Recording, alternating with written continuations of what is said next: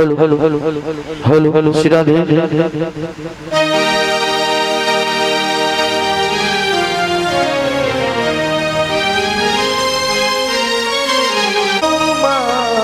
शारदा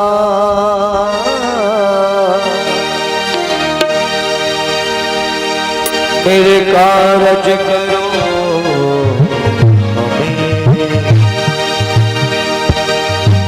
शिव गौरा के लाडले गणेश जी,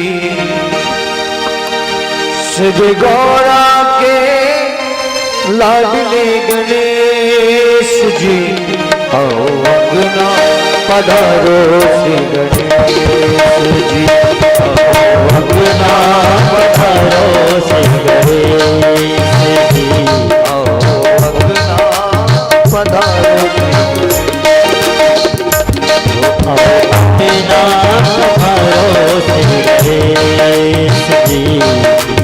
गौरा के गणेश जी, माता गौरा के गणेश जी, शिव गौरा के गणेश जी, शिव गौरा के गणेश जी,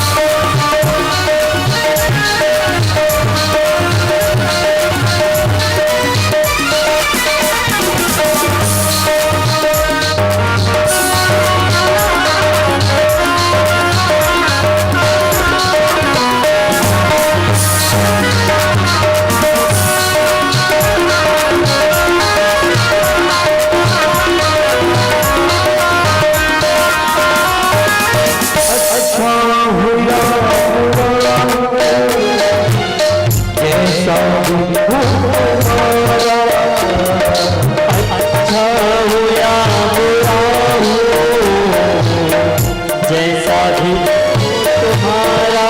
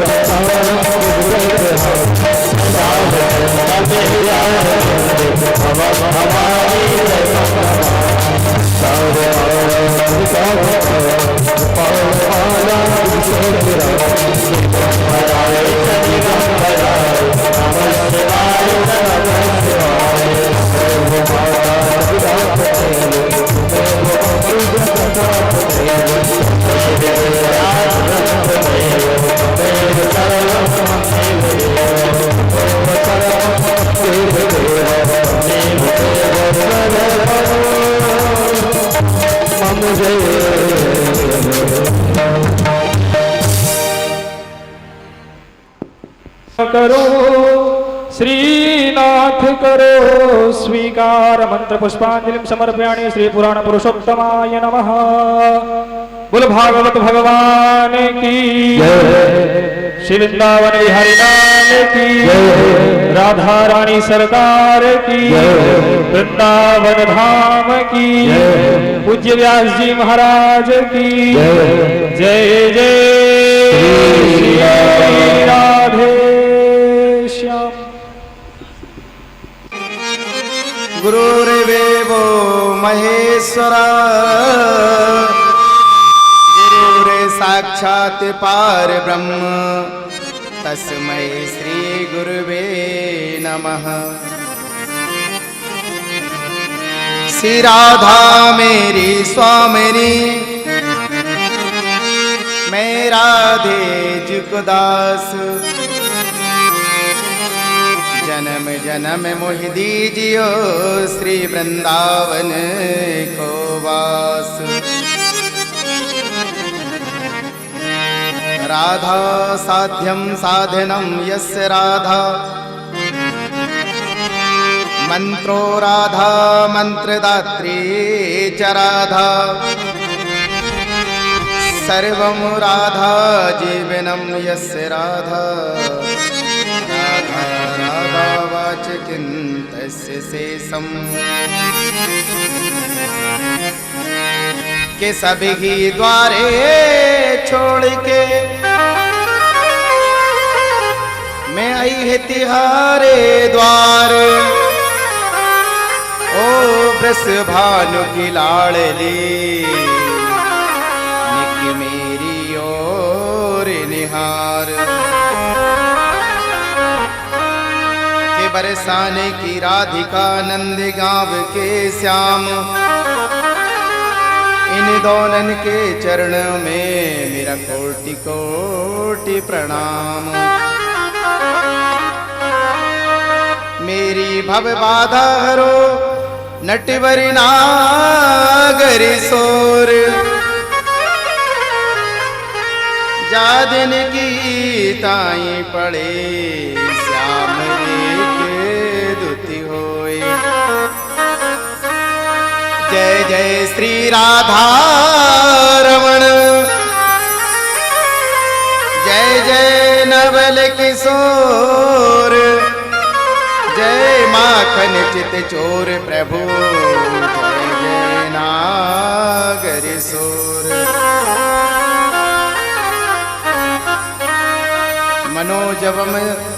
मनोजवम मारुततुल्य वेगम जितेन्द्रियं बुद्धिमतान्त्वरिष्ठं पातात्मनं वानरे सुयुख्यं श्रीरामदूतं चरणं प्रपद्ये।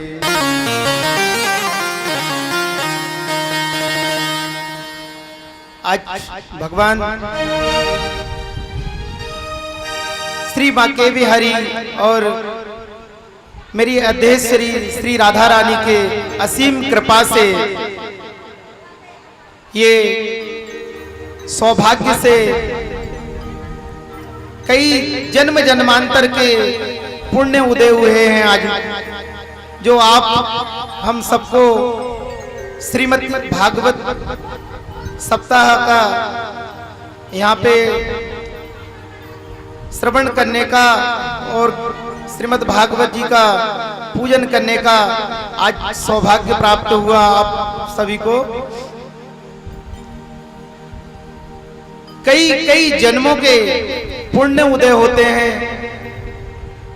तब कहीं जाकर के।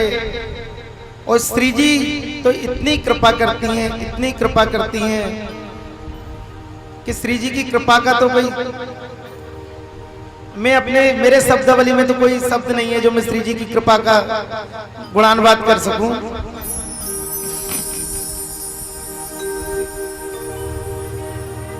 आइए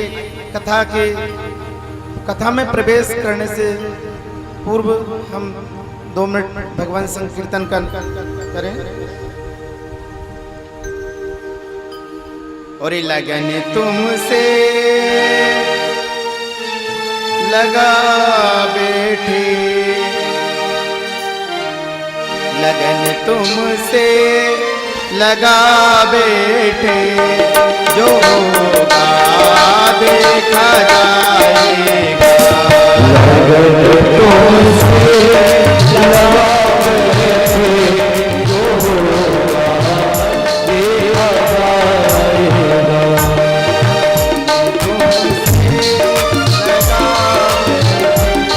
जो होगा देखा जाएगा। लगन तुमसे लगा बैठे, जो होगा देखा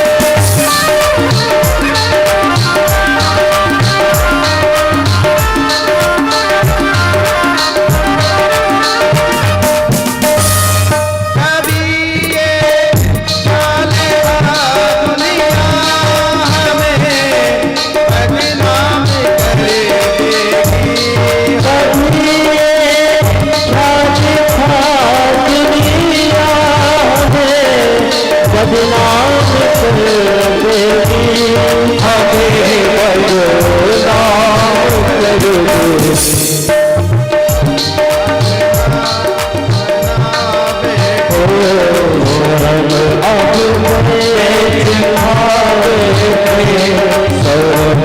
अब चिंता बैठे जो होगा ये बताए,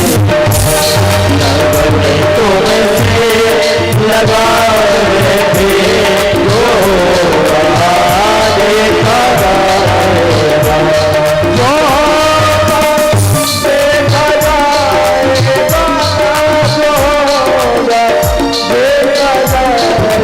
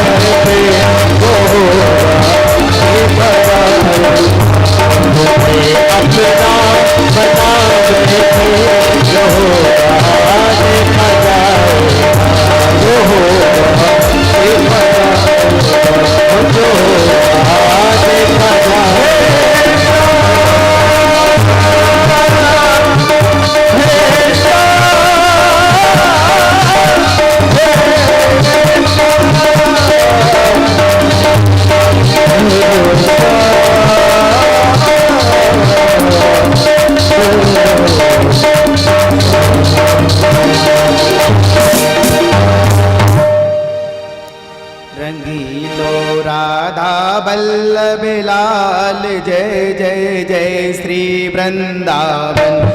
रंगीलो राधा वल्लभ लाल जय जय जय श्री बिहार संग लाल लीवाल जय जय जय श्री वृंदावन। जय मन के दार जय जय प्रेम सत बरसत सब काल जय जय राज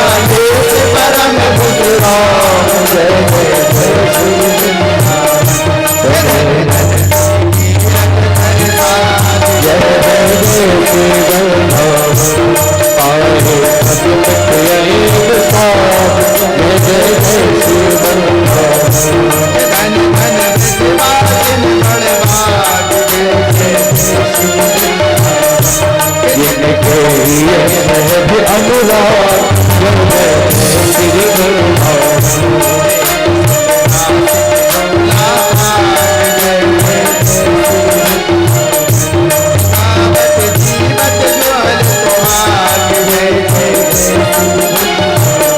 सभी वृंदावन की देव जय जय श्री वृंदावन चाहत रे कर जुटे जय जय श्री वृंदावन मन मुख कांत पंच भुज जय जय श्री वृंदावन रच गए कोट मुक्ति भगते जय जय श्री वृंदावन पावन वृंदावन की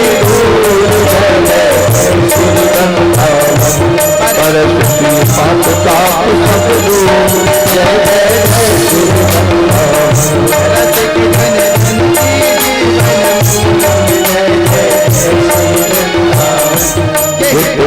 राज सदा भरपूर जय जय जय श्री वृंदावन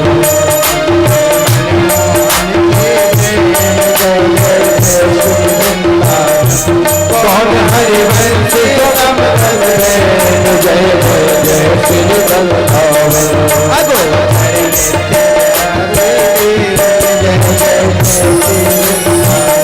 सलोनी पायो चलनी जय जय जय श्री वृंदावन जय जय जय श्री वृंदावन जय जय जय श्री वृंदावन।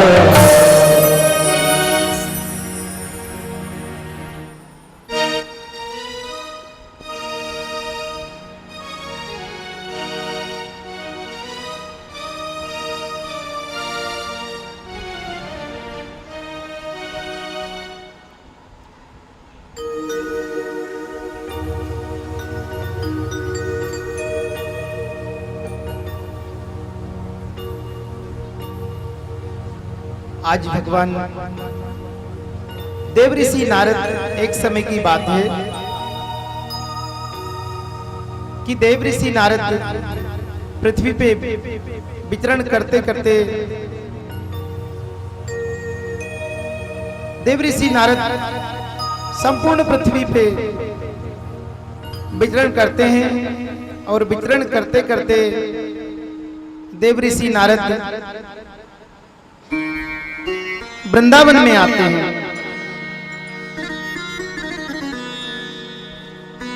वृंदावन में आते हैं देव ऋषि नारद तो क्या देखते हैं कि कोई युवती अपने दो पुत्रों को लेकर के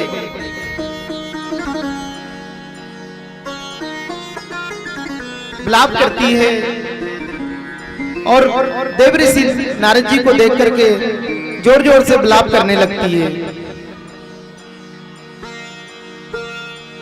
जब देव ऋषि नारद उनके समीप जाकर के पूछते हैं, हे देवी आप कौन हो और किस कारण से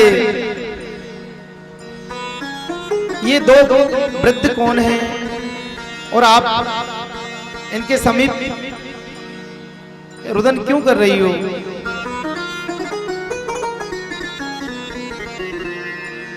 देव ऋषि नारद जी के वचनों को सुनकर के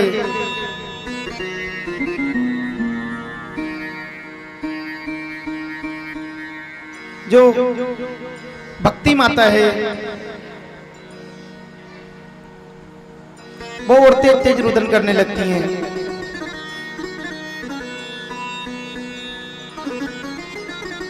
जब कई बार देव ऋषि नारद जी के बार बार पूछने पर देव ऋषि नारद जी बार बार प्रश्न पूछते हैं, हे देवी आप कौन हो और क्यों रुदन कर रही हो, क्या कारण है?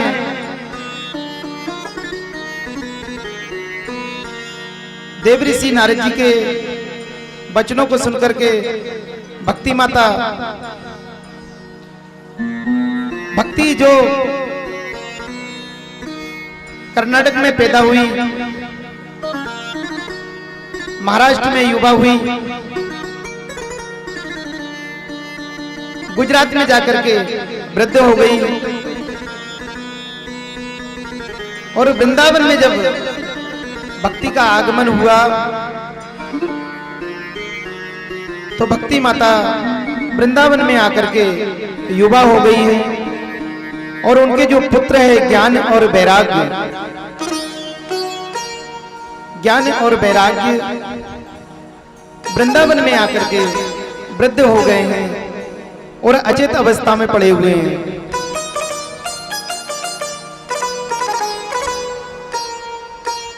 जब देव ऋषि नारद जी भक्ति माता से पूछते हैं, हे देवी आप कौन हो और ये दो वृद्ध कौन हैं जो पृथ्वी पे इस प्रकार यमुना जी के किनारे मूर्छित अवस्था में पड़े हुए हैं। माता भक्ति उनको बताती है, हे देव ऋषि नारद, ये दो मेरे पुत्र हैं। मैं रो इसलिए रही हूं कि मैं इनकी मां हूं और मैं वृंदावन में आकर के युवा हो गई हूं। लोग दुनिया मुझे क्या कहेगी कि मां युवा और पुत्र वृद्ध। मेरे भाग्य की विडंबना तो देखो कि मैं युवा हूं और मेरे पुत्र जो हैं वो अचेत अवस्था में पड़े हुए हैं।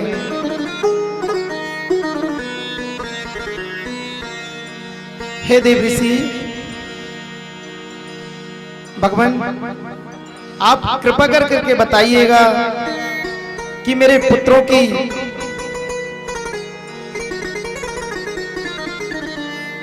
ये अचेत अवस्था किस प्रकार से टूटेगी।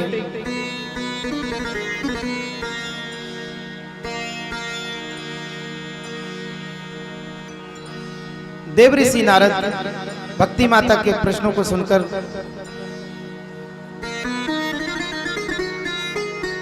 ज्ञान वैराग्य के उपचार में लग जाते हैं और कभी यहां जाना, कभी यहां, कभी वहां, कभी भगवान देव ऋषि नारद संपूर्ण पृथ्वी पर विचरण करते हैं। उनकी अचेत अवस्था का उपाय करते हैं।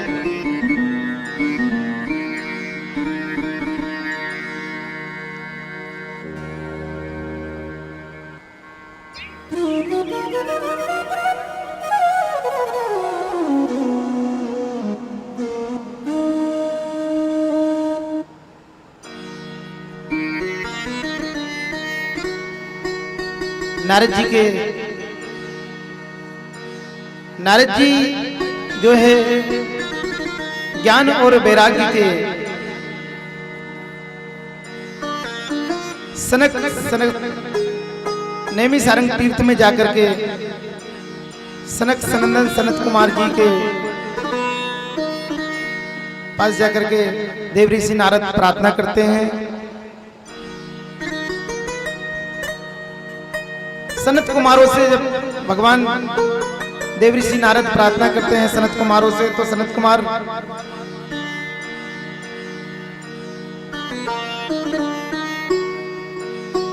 उनको उपदेश देते हैं और देव ऋषि नारद जी को मुक्ति का उपाय बतलाते हैं। हे देव ऋषि नारद, इस संपूर्ण चराचर में जो है भगवान श्री नारायण, क्योंकि सनत कुमार जो है साक्षात भगवान के अंश अवतार हैं।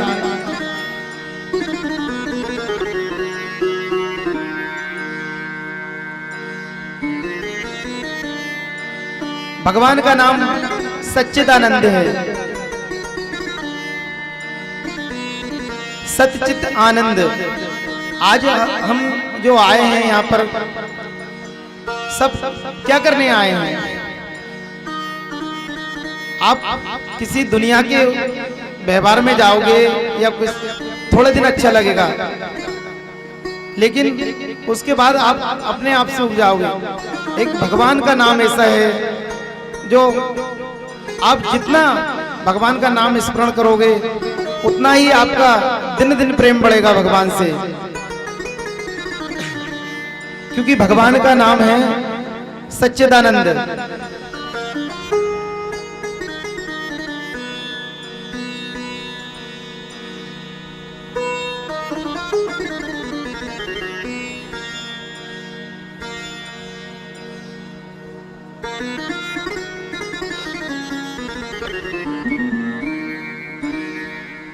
तो सनक सनंदन सनत कुमार सनकादिक देवऋषि नारद जी को ज्ञान वैराग्य के अचेत अवस्था से नारद जी को भागवत जी का बताते हैं। ये भागवत जी सर्वप्रथम ब्रह्मा जी ने देवऋषि नारद जी को चतुर्थ श्लोक में सुनाई और देवऋषि नारद जी ने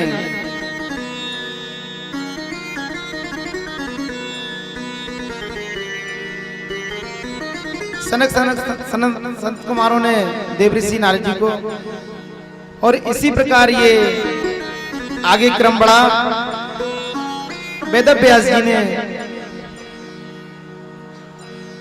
चार वेद 6 शास्त्र 17 पुराणों का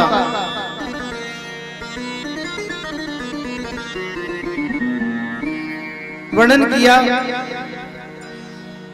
पर वेदव्यास जी के हृदय में संतोष नहीं है।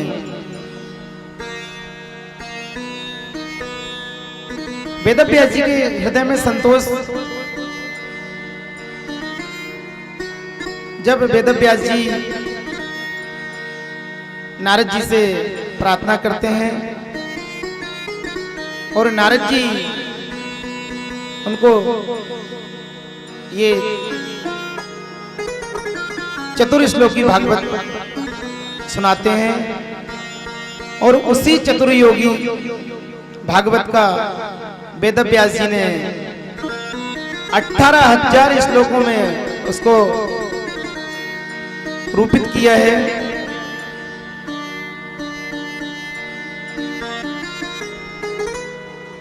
जब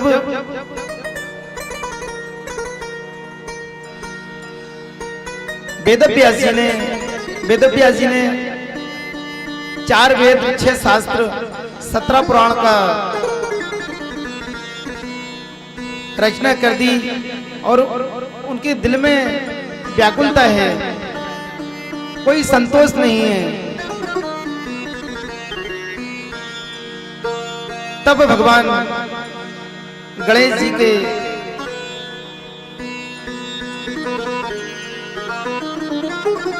और वेदव्यास जी ने भगवान गणेश जी को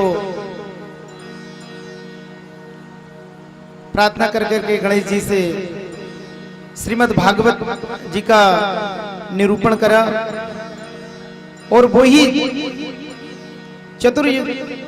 चतुर्थ श्लोक वेदव्यास जी ने 18,000 श्लोकों में वर्णित किए।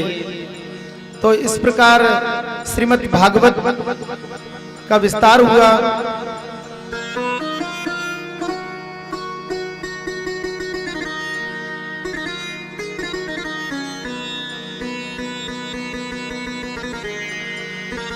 सप्तावर्णन भागवत का महत्व, भागवत कैसे कराना चाहिए, किसको कराना चाहिए, भागवत किस प्रकार से सुनी जाती है, ये सप्तदिवसीय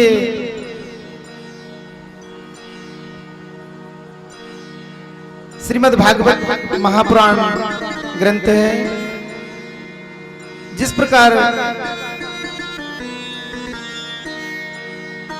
रविवार, सोमवार, मंगलवार, बुधवार, गुरु, शुक्र, शनि, पुनः रविवार आता है। जीवन में भी उसी प्रकार सप्त दिवस है, क्योंकि 7 श्रीमद् भागवत भी सप्त दिवसीय है। आप हमके जीवन में भी 7 दिन हैं, क्योंकि 7 दिन में ही ये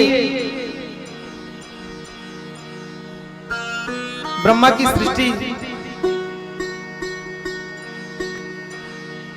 7 दिन में ही चल रही है। क्योंकि 7 से कोई 8वां दिन होता है क्या? बताओ आप, 7 से कोई अगर 8वां दिन होता हो तो पुण्य चक्र 7 पे आता है।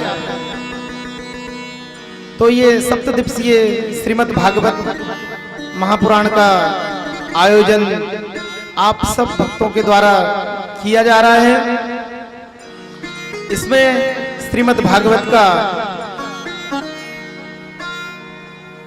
किस प्रकार सुनना चाहिए, श्रीमद् भागवत का चिंतन कैसे करना चाहिए, भागवत एकाग्र होकर के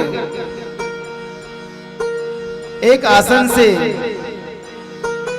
जितेंद्रियों, अपनी इंद्रियों को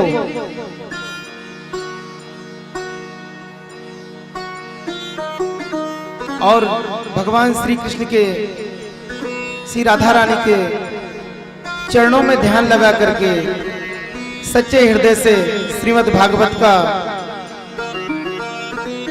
पूजन विधि कर करके श्रीमद् भागवत का श्रवण करना चाहिए। क्योंकि श्रीमद् भागवत जो है कोई ग्रंथ नहीं है। श्रीमद् भागवत जो है साक्षात भगवान श्री कृष्ण है। बोले राधा रानी की जय। ये भागवत जो है भगवान श्री कृष्ण का हृदय है। और भागवत में भी 10वां स्कंद जो है, 9वां स्कंद, ये भागवत का हृदय है। तो भागवत ध्यान पूर्वक चित्त को एकाग्र करके सुनना चाहिए। भागवत का विधि बताइए कि भागवत किस प्रकार सुनना चाहिए। व्यासपीठ से श्रोता को नीचे होना चाहिए। भगवान सुखदेव को प्रणाम करके भागवत का श्रवण करना चाहिए। और इस प्रकार भागवत की सप्तदिवसीय वर्णन किया गया है। आगे कथा आती है।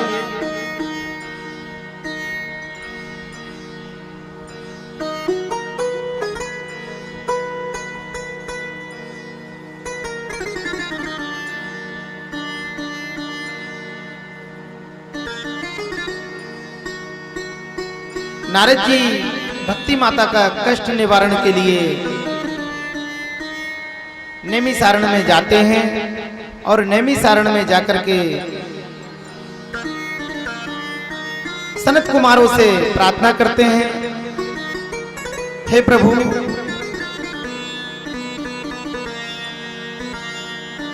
मनुष्य के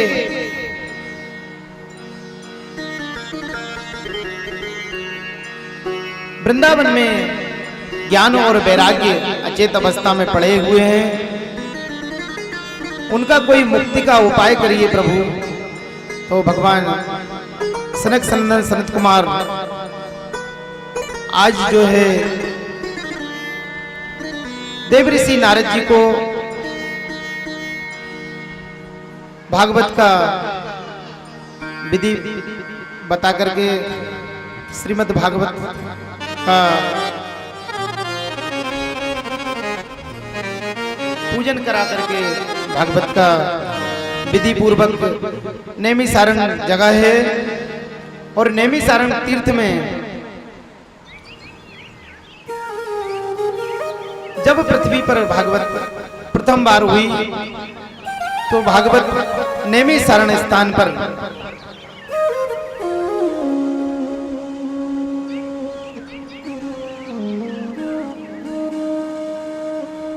उस समय भागवत सनक सनंदन सनत कुमार ने देवऋषि नारद जी को सुनाई। जिस भागवत से 88,000 ऋषियों के मध्य भागवत की ज्ञान गंगा का ऐसा प्रभाव हुआ कि भागवत जी के मंत्रों का जब उच्चारण हुआ तो भागवत जी के मंत्र के उच्चारण का इतना प्रभाव कि कहां नैमिषारण्य और कहां वृंदावन। वृंदावन से उस ज्ञान गंगा का अविरल धारा जो बही है, तो देवऋषि नारद ने प्रार्थना की सनकादिकों से, और सनकादिकों ने आज 88,000 ऋषियों के मध्य भागवत का निरूपण हुआ। और उस भागवत के ज्ञान गंगा के कारण वृंदावन से ज्ञान और वैराग्य, भक्ति माता उस भागवत के प्रभाव से ज्ञान वैराग्य पुनः अचेत अवस्था में जो पड़े हुए थे उनमें थोड़ी जागृति आ जाती है और उनको उच्च आसन दिया गया। आज इस भागवत के प्रभाव से ज्ञान और वैराग्य पुनः अपनी अवस्था में आ जाते हैं। आगे कथा आती है आत्मदेव जी की।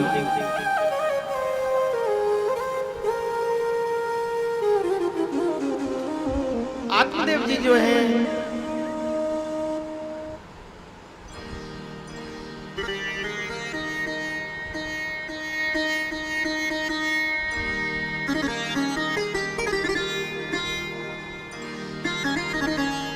संतोषी ब्राह्मण हैं जो मिल जाता उसमें अपना जीवन यापन करते हैं।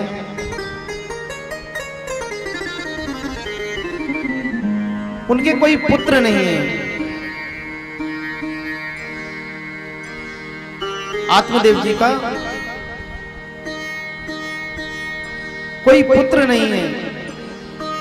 अब धन तो अपार है, पर उस धन का कोई, जब कोई धन आपके पास अधिक है और कोई धन का मालिकी ना हो तो वो धन किस काम का।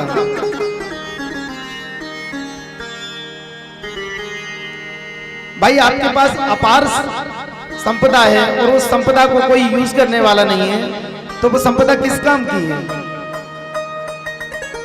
जिसके वंश में ही कोई ना हो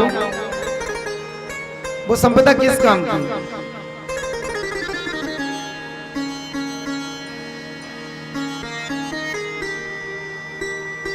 आत्मदेव जी बड़े दुखी रहते हैं।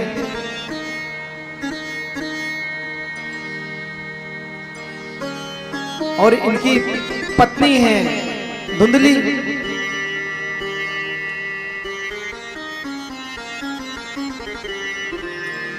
जैसा नाम वैसा काम।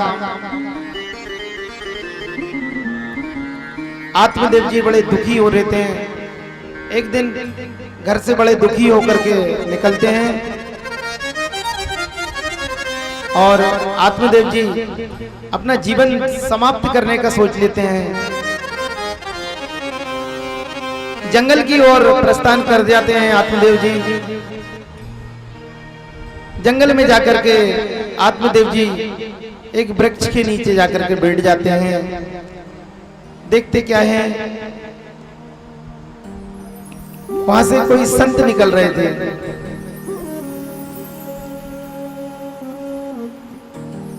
जब कोई संत का मिलन हो जाए, हमारे जीवन में कोई संत आ जाए तो उस समय सोचना चाहिए, क्योंकि संत का मिलना बड़ा दुर्लभ है। जिस व्यक्ति के जीवन में जिसको आप ग्रंथ उठा के देख लीजिए, इतिहास उठा करके देख लीजिए, जब जब जिसको कोई संत के दर्शन हुए हैं उसको परमात्मा का मिलन अवश्य हुआ है।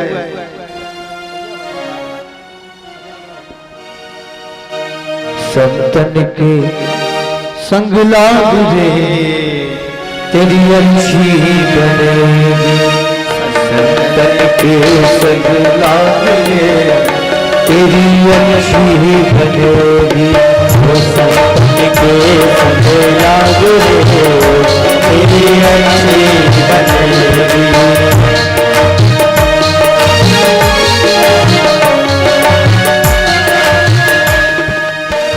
अच्छी बनेगी मेरी अच्छी बनेगी, अच्छी बनेगी मेरी अच्छी बनेगी, संतन के संग लाग रे तेरी अच्छी बनेगी, संतन के संग लाग रे तेरी अच्छी बनेगी।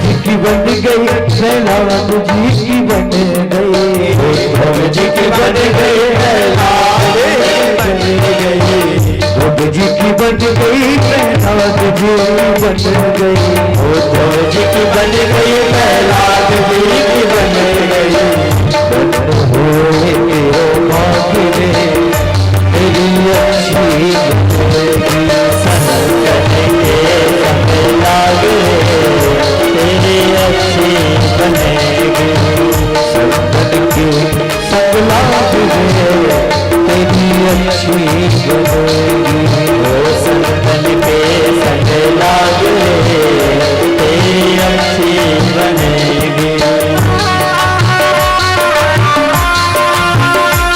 बोलो बाके बिहारी लाल की जय हो।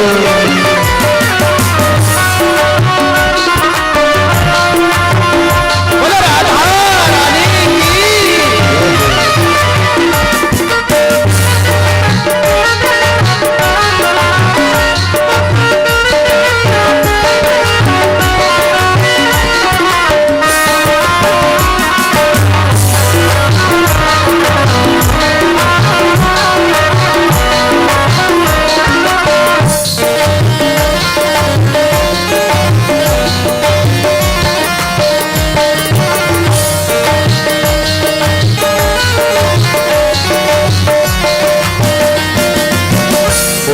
निशा में बहुत दिन सोया, मोह निशा में बहुत दिन सोया, मोह निशा में बहुत दिन सोया, मोह निशा में बहुत दिन सोया, जाग सके तो जागे तेरी अच्छी बनेगी, जाग सके तो अब जाग रे तेरी अच्छी बनेगी, संतन के संग लाग रे तेरी अच्छी बनेगी, संतन के संग लाग रे तेरी अच्छी बनेगी, अच्छी बनेगी तेरी बिगड़ी बनेगी, अच्छी बनेगी तेरी बिगड़ी बनेगी, अच्छी बनेगी तेरी किस्मत बनेगी, अच्छी बनेगी तेरी किस्मत बनेगी, धन्य हो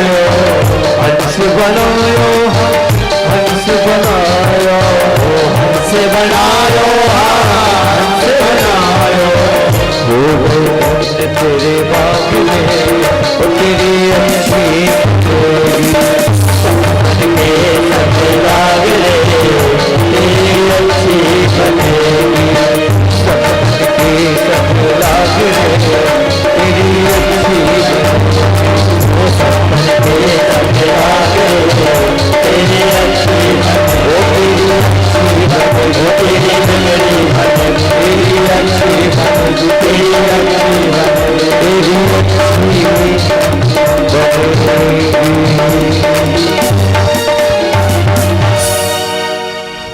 संतन के संग लाग रे मेरी अच्छी बनेगी। बोल राधा रानी की जय। तो जिस व्यक्ति के जीवन में संत का आगमन हो गया उसको ये निश्चित समझ लेना कि एक ना एक दिन परमात्मा का दर्शन और परमात्मा से मिलन अवश्य होगा, क्योंकि संत जिसको मिल गए भगवंत मिल जाएंगे। संत जो है भगवान का ही स्वरूप है। आत्मदेव जी को बड़े दुखी मन से आत्मदेव जी बैठे हुए हैं और वहां से एक संत जा रहे थे, तो आत्मदेव जी ने संत भगवान को देख करके उनके चरण पकड़ लिए और संत के चरणों में अपना मस्तक रख दिया।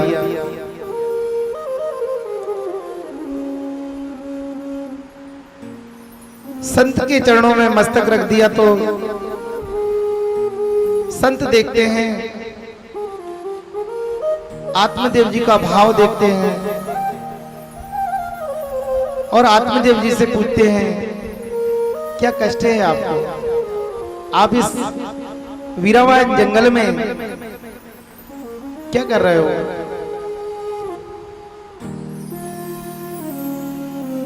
जब संत के वचन सुनते हैं आत्मदेव जी अपने व्यथा बताते हैं उनको, भगवान आपकी कृपा से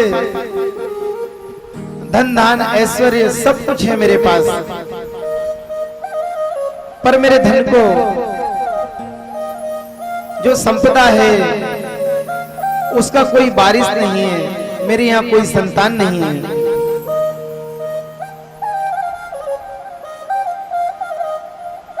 संत त्रिकालदर्शी थे और आत्मदेव जी को बार बार विनय करने पर देखते हैं संत ने अपना ध्यान लगाया तो क्या देखते हैं कि आत्मदेव जी के एक जन्म तो क्या पिछले 7 जन्मों तक कोई संतान ही नहीं है भाग्य में। पिछले 7 जन्मों तक कोई संतान भाग्य में नहीं है। आत्मदेव जी संत के चरणों से चरण छोड़ते ही नहीं है। जब संत बोलते हैं बाबरे तेरे तो कोई भाग्य में संतान ही नहीं, जब मेरे कोई संतान ही नहीं है तो मैं जी के क्या करूंगा। मैं आज इन्हीं चरणों में अपना जीवन त्याग दूंगा, आपके चरणों में सिर पटक पटक कर। जब संत पर बार बार प्रार्थना करते हैं, संत के चरणों में सिर पटकते हैं कि संत हृदय नवनीत समाना,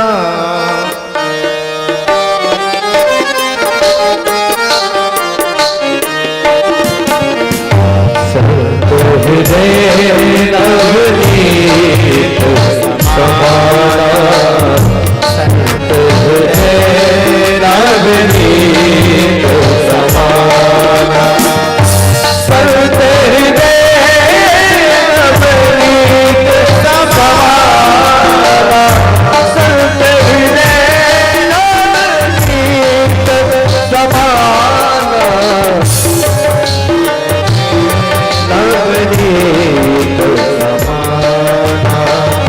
संत हृदय नवनीत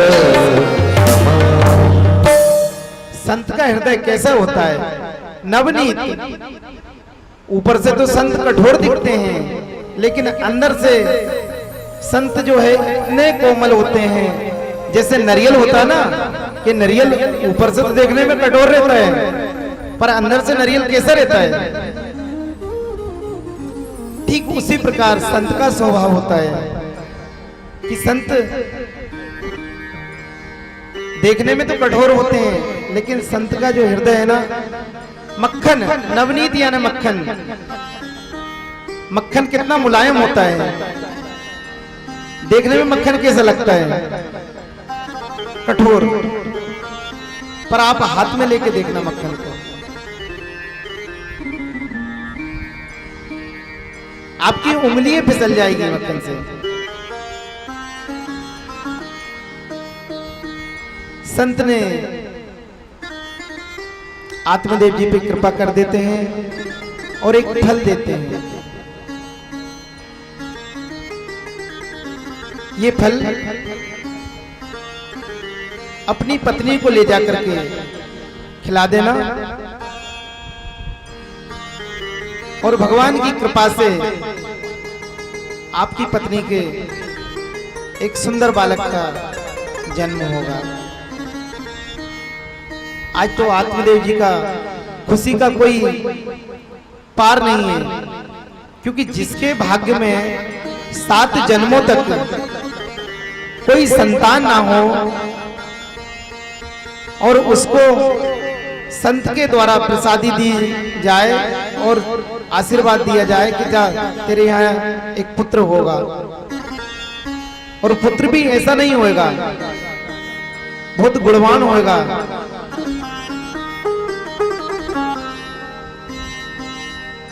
आत्मदेव जी आते हैं घर आकर के अपनी पत्नी को वो फल देते हैं, सारी बात बताते हैं। आत्मदेव जी की जो पत्नी है वो आत्मदेव जी से बिल्कुल अलग है, क्योंकि अक्सर आपने देखा होगा, ये तो परमात्मा अगर दोनों पहियों को मिला दे, ये गाड़ी के जो पहिया होते हैं अगर दोनों साथ चलें तो गाड़ी ठीक चलेगी। अगर पहिया एक आगे एक पीछे चले तो गाड़ी ठीक से नहीं चलेगी। उसी प्रकार जो है हमारे गृहस्थ की जो गाड़ी है, इसे गृहस्थ आश्रम बोलते हैं, और पति पत्नी दोनों यदि एक मन एक विचार के हों तो आपकी गाड़ी सही चलेगी। अब पति ने बोला भाग्यवान ऐसा कर देना, अब पत्नी ने तो देखा, इस कान से सुना और इस कान से निकाल दिया, तो आपकी गाड़ी सही से नहीं चलेगी। यहां पर वही है, क्योंकि धुंधली जो है वो पति की बिल्कुल अलग है।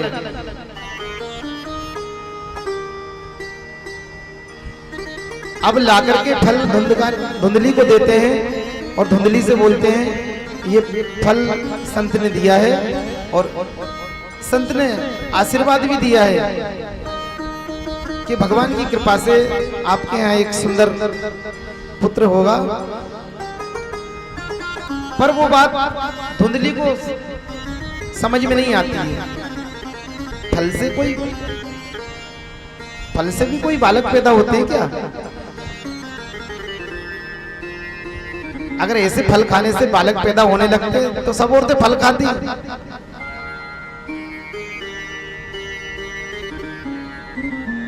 इस प्रकार से मन में विचार उठते हैं धुंधली के, और धुंधली उस फल को तो नहीं खाती है। उसके नाना प्रकार के विचार आते हैं, यदि मैं मां बनूंगी तो मुझे प्रसव का पीड़ा होगा, 9 महीने तक उसको गर्भ में धारण करना पड़ेगा, इस प्रकार से कई प्रकार के विचार करती है धुंधली, और उस फल को खुद ना खा करके अपनी बहन से बात करती है। बहन कहती है कोई बात नहीं, मेरे यहाँ कुछ समय पश्चात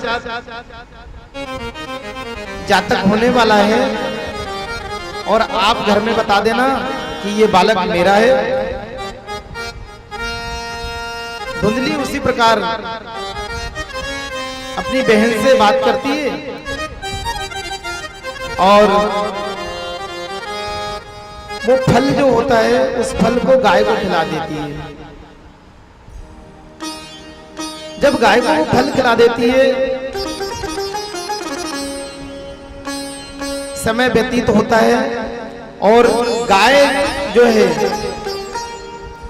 उस फल के प्रभाव का कारण आप देखो, उस फल के प्रभाव से आत्मदेव जी के जहां आज तक गाय ने भी कोई बछड़ा नहीं दिया था,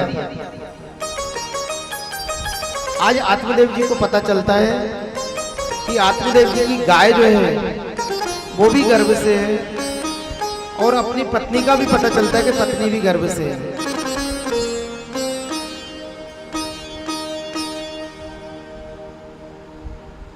समय होता है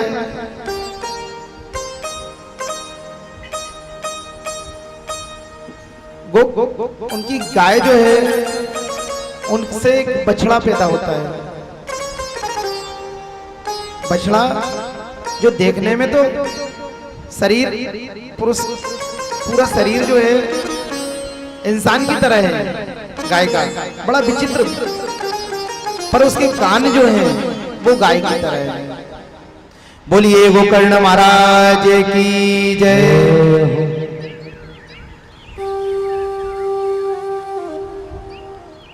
इस प्रकार गोकर्ण महाराज का जन्म होता है।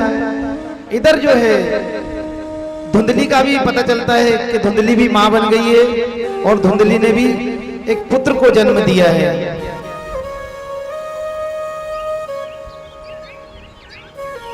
जब धुंधली मां बनती है तो बधाइयां होती है, उत्सव होते हैं। उसके बाद में जातक संस्कार होता है। जब नाम रखाता है, अब गोकर्ण महाराज गाय से पैदा हुए तो उनका नाम गोकर्ण रखा गया, लेकिन धुंधकारी क्योंकि मां का नाम धुंधली है। अब आत्मदेव जी तो संतोषी हैं, सज्जन हैं, पर उनकी जो पत्नी है वो उनके विपक्षी है, उनकी सोच से बिल्कुल अपोजिट। तो धुंधली बोलती है ये पुत्र मेरा है, इसका नाम मैं रखूंगी। भाई आत्मदेव जी का नाम आत्मदेव जी है, तो उन्होंने सोचा अपने पुत्र का नाम रख लूं संतोषी, लेकिन नहीं, उनकी पत्नी ने बोला, क्योंकि घर में माताओं की ज्यादा चलती है, पत्नी ने बोला इसका नाम तो मैं इसकी मां हूं ना, तो मेरा अधिकार ज्यादा है। भाई आपने क्या करा, मैंने तो उसको गर्भ में धारण करा, पीड़ा मैंने सही है, इसका नाम मैं रखूंगा, ठीक है। धुंधली उसका नाम जो है धुंधकारी रख देती है, जैसा नाम वैसा काम। बड़ा होता है धुंधकारी। गोकर्ण महाराज विद्या अध्ययन करने के लिए विद्वान पंडित बनते हैं गोकर्ण, और धुंधकारी जो है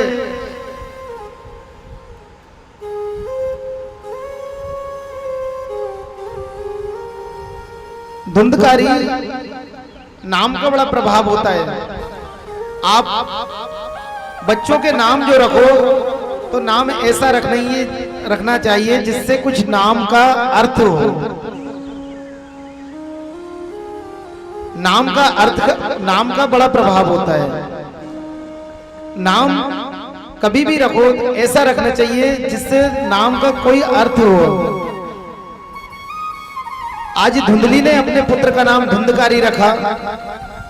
उस नाम का प्रभाव देखो आप कितना बड़ा है। जो काम करता सब उल्टे।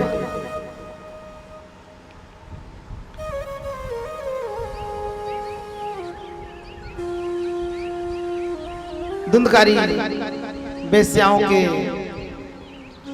मध्य रहने लगता है। युवा होता है, वेश्याओं के साथ में रहने लगता है। एक दिन तो ज्यादा ही अति हो जाती है, तो वेश्याओं को साथ लेकर के घर पे आ जाता है। जब वेश्याओं को लेकर के घर पे साथ आ जाते हैं, धुंधकारी आत्मदेव जी तो परेशान होकर के वन में चले जाते हैं। पर धुंधली जो है, धुंधली उसके अत्याचारों को देख देख करके एक दिन धुंधकारी अपनी मां को ही मार डालता है।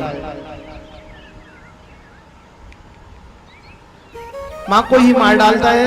वेश्याओं को लेकर के अपने घर पे आ जाता है। वेश्यागमन करता है। घर पे वेश्याओं को रख लिया। अब 4-4, 5-5 वेश्याओं को रखता है। भाई विवाह अगर करा हो तो वो पत्नी का कर्म करे। वो तो लाई गई है। अब लाई हुई तो जिस प्रकार से वो आई है वैसी चली जाएंगी। एक दिन 4-5 वेश्याएं मिलकर के धुंधकारी के मुंह में गरम गरम आगी डाल करके धुंधकारी का मृत्यु हो जाती है। धुंधकारी की मृत्यु हो जाती है तो धुंधकारी प्रेत बन जाता है। जब धुंधकारी प्रेत बन जाता है तो धुंधकारी नगर के लोगों को सताने लगता है। गोकर्ण महाराज जब अपनी विद्या पूर्ण कर करके आते हैं और विद्या पूर्ण कर करके आते हैं, नगर में देखते हैं कि नगर उजड़ा हुआ सा लगता है।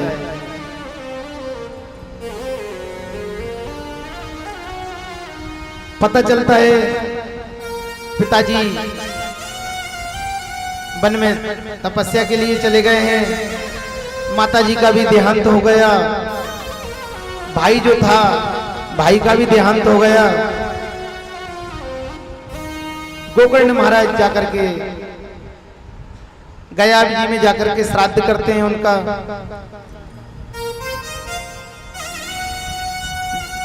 गया जी में जाकर के श्राद्ध करते हैं। गंगा जी में जाकर के श्राद्ध करते हैं। श्राद्ध करके आने के बाद भी जब गोकर्ण महाराज उस घर में निवास करते हैं तो गोकर्ण महाराज को रात में कुछ आवाजें आती है अजीब सी। गोकर्ण महाराज का रात में सो नहीं पाते हैं गोकर्ण महाराज। अब गोकर्ण महाराज तो ज्ञानी है, वो तुरंत समझ जाते हैं क्योंकि तरह तरह की आवाज निकालते हैं। गोकर्ण महाराज उनसे प्रार्थना करते हैं कि आप जो भी हो मेरे सामने मुझे पूर्णता रूप से दिखो, आप कौन हो और इस प्रकार से क्यों आप परेशान हो। तो वो गोकर्ण महाराज को बताते हैं कि भैया मैं धुंधकारी तेरा भाई हूं और मेरी मृत्यु के कारण, मेरी जो मृत्यु हुई है, मेरी मृत्यु अकाल मृत्यु हुई है क्योंकि मेरी मृत्यु नहीं आई थी।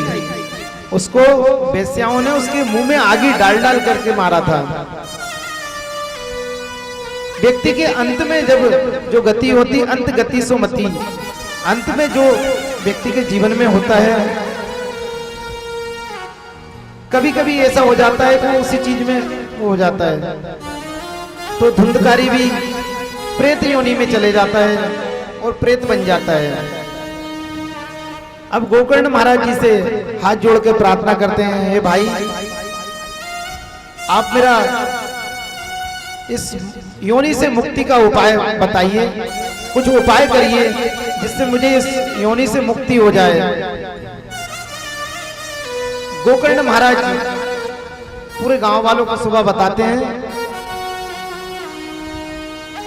और उनकी मुक्ति का उपाय ढूंढते हैं। जब संतों के द्वारा संतों को बात बताते हैं, ये संतों ने जब संतों से ये बात वार्तालाप करते हैं तो संत लोग बताते हैं कि यदि किसी व्यक्ति की अकाल मृत्यु हो जाती है तो उस अकाल मृत्यु का एक ही उपाय है, वो है श्रीमद् भागवत। बोलिए भागवत महापुराण की जय, बोले राधा रानी की जय, बोले बरसाने वारी की जय।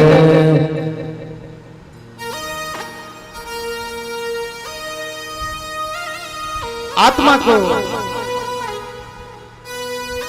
यदि उद्धार का मात्र एक लक्ष्य, एक साधन, वो है श्रीमद् भागवत। यदि इस आत्मा को सप्तदिवसीय श्रीमद् भागवत महापुराण का पाठ सुनाया जाए तो इस आत्मा का कल्याण हो सकता है।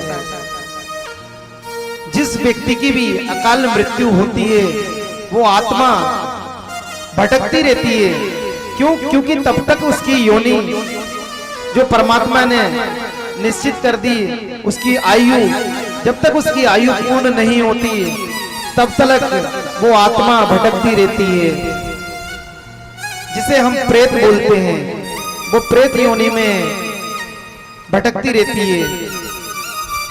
तो भागवत में, श्रीमद् भागवत में एक ही मात्र उपाय है प्रेत योनि से मुक्ति का, जो है श्रीमद् भागवत। भागवत के सप्तदिवसीय इस अनुष्ठान में यजमान द्वारा बांस की 7 ग्रंथि की पूजन करके, विधि पूर्वक पूजन करा करके और संकल्प द्वारा यदि उसका नाम गोत्र लेकर के आह्वान करके के उस प्रेत आत्मा को उस बांस में बुला करके, उसका उपाय यही है। यदि सप्त प्रथम दिन में प्रथम ग्रंथि, द्वितीय दिन में द्वितीय ग्रंथि, तृतीय दिन में तृतीय ग्रंथि, चतुर्थ दिन में चतुर्थ ग्रंथि, पंचम दिन में पंचम ग्रंथि, षष्ठम दिन में षष्ठम ग्रंथि, सप्तम दिन में सप्तम ग्रंथि, एक एक करके सारी ग्रंथियां फट जाती है।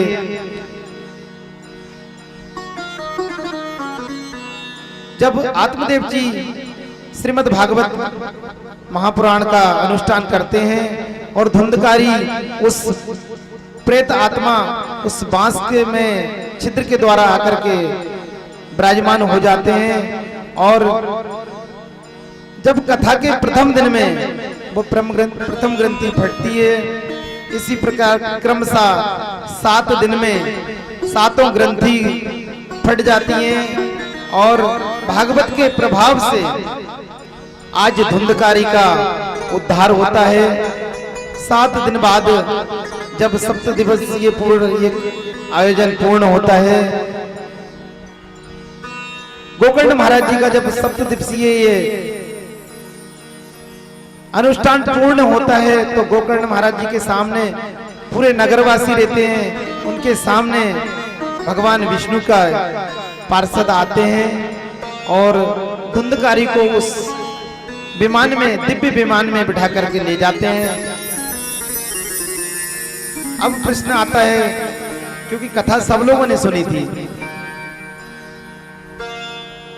कि कथा सब लोगों ने सुनी थी, तो धुंधकारी क्यों गया और धुंधकारी की उद्धार क्यों हुआ?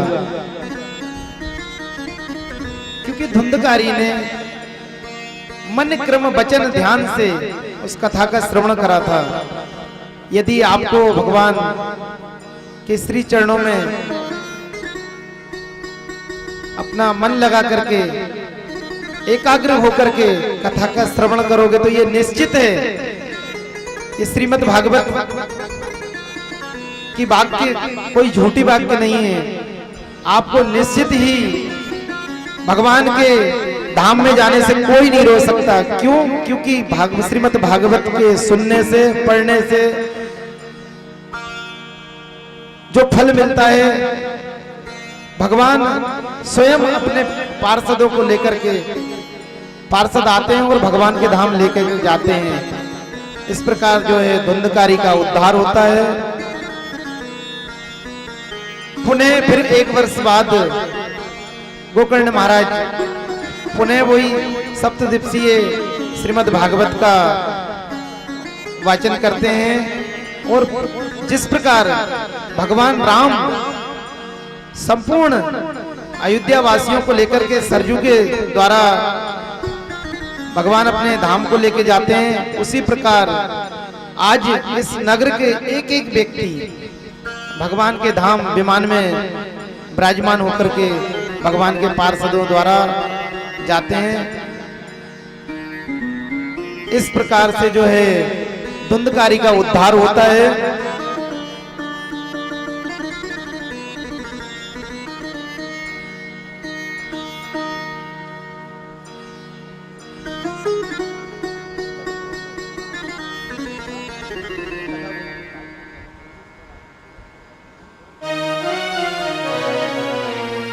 अब जो है कथा, आज कथा का विश्राम समय ज्यादा हो गया। कथा कल सुबह 9 बजे से प्रारंभ होगी और कथा 12 बजे हरी इच्छा 9 बजे से प्रारंभ होगी कल कथा। क्योंकि आज कथा में हमारा जो विलंब हुआ उसके लिए प्रथम दिन की जो कथा होती है उसमें थोड़ा सा व्यवस्थाओं में टाइम लगता है। अब आप हम तो सब बाहर से आए हुए हैं, भोपाल से आए हुए हैं, तो यहाँ पे आकर के थोड़ी कल से जो है कथा सुबह 9 बजे से होगी।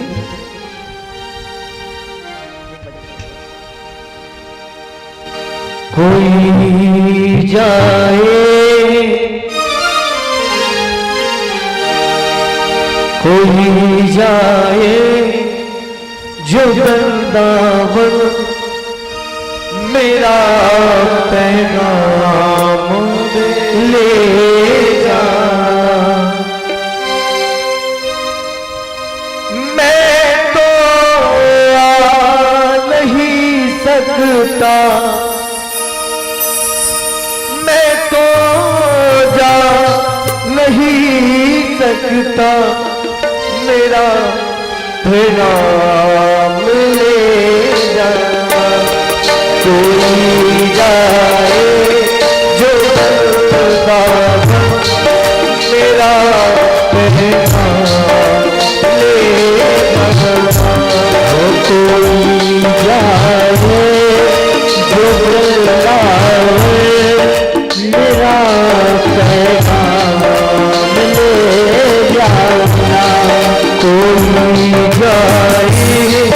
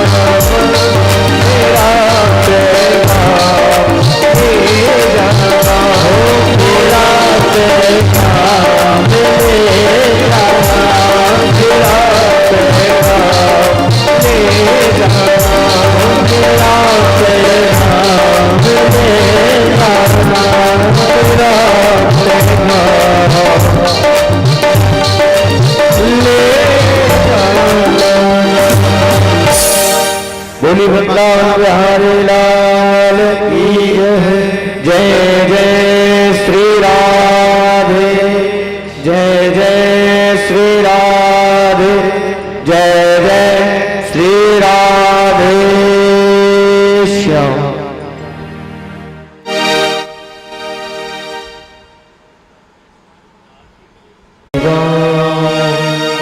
बांके बिहारी तेरी बांके बिहारी तेरी और निगाहों करे आप गोर जाओ आए निगाहों करे आप गोर जाओ और निगाहों करे आप गोर जाओ आए निगाहों करे तुम्हें गोर जाओ शाम सदर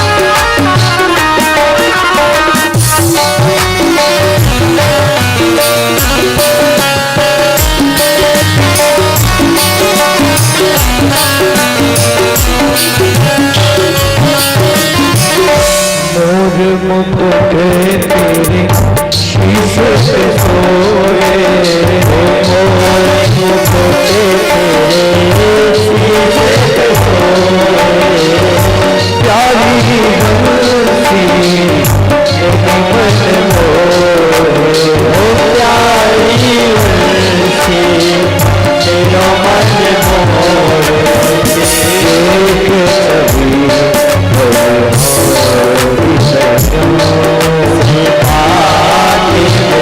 कभी